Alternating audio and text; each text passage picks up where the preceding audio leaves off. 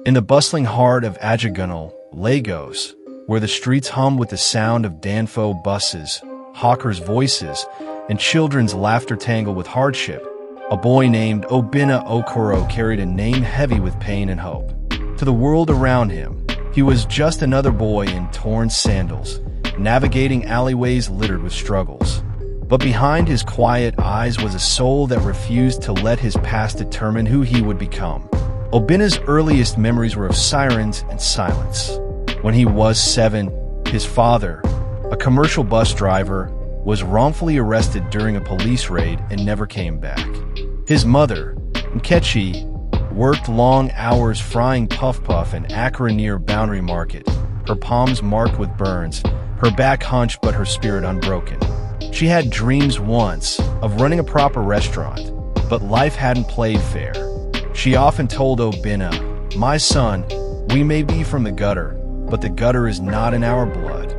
By age 10, Obinna was already sweeping floors in a local mechanic shop after school. He wasn't the smartest in class, but he was the most determined. While others laughed at his patched uniform or the fact that he couldn't afford a lunchbox, Obinna stayed focused. He would borrow textbooks from classmates, read by candlelight, and solve math problems in the dirt with a stick when there was no notebook left. People whispered. They said children like Obinna didn't go far. They said his story had already been written. Poverty, struggle, survival, then obscurity. But Obinna never believed them. One rainy afternoon, when he was 15, he overheard a group of older boys mocking him. "That one, mechanic boy way day thinks say he go be engineer. Who go pay school fees for am. Not pipe dream." He didn't argue. He didn't throw punches. He went home, soaked to the bone, sat at the edge of the tiny bed he shared with his younger brother, and stared at the tin roof above. That night, he made a vow to himself, "My past is not my prison. It's just my starting point."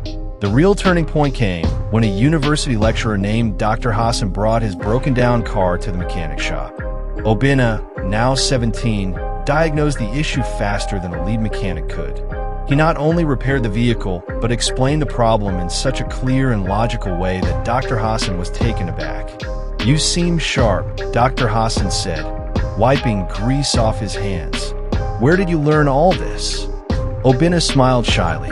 "Just by watching and asking questions, sir. I like to understand how things work." Dr. Hassan nodded slowly. That week, he returned to the shop, not with a broken car, but with a stack of used engineering textbooks. "Take these," he said. "I teach at Unilag. If you ever sit for jam, come and find me." It took 2 more years. Obinna saved every naira he could, skipped meals, and studied relentlessly. He sat for the Joint Admissions and Matriculation Board exam with trembling hands and walked out with tears in his eyes, not because it was hard, but because for the first time, he believed he had a chance. When his result came out, score 286, he ran from house to house in the neighborhood, showing anyone who would look. For many, it was the highest score anyone from their street had ever seen. He gained admission to study mechanical engineering at the University of Lagos. University wasn't easy. He felt out of place among students who spoke fluent English, wore expensive perfumes, and scrolled through iPhones. But Obinna stayed rooted in his mission. He worked part-time in the campus maintenance department.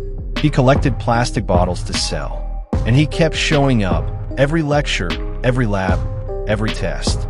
By his 3rd year, he was the top student in his faculty.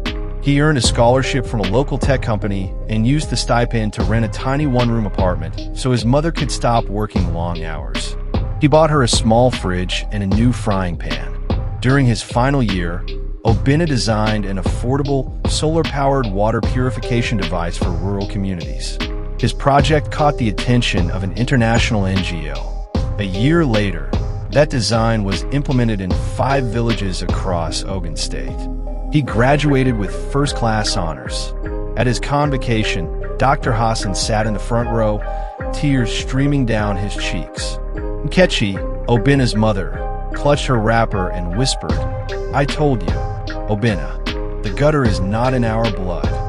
Obinna didn't stop there. With support from the NGO, he founded his own company, Okoro Tech Solutions, focused on building low-cost, sustainable engineering solutions for underserved communities.